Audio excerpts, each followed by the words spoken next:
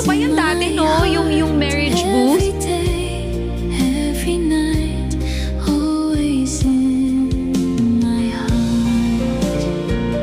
Uy, sa amin hindi naman nagganito, pero may tagalista kami ng noisy.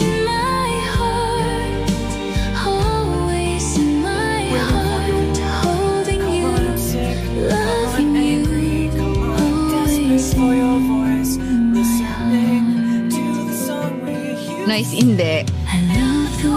Sabi ko sa inyo, tahimik ako. Mahihain ako dati.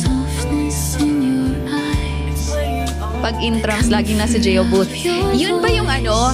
Sa amin parang ang naging jail booth, may mga bilog na dinrawingan chalk.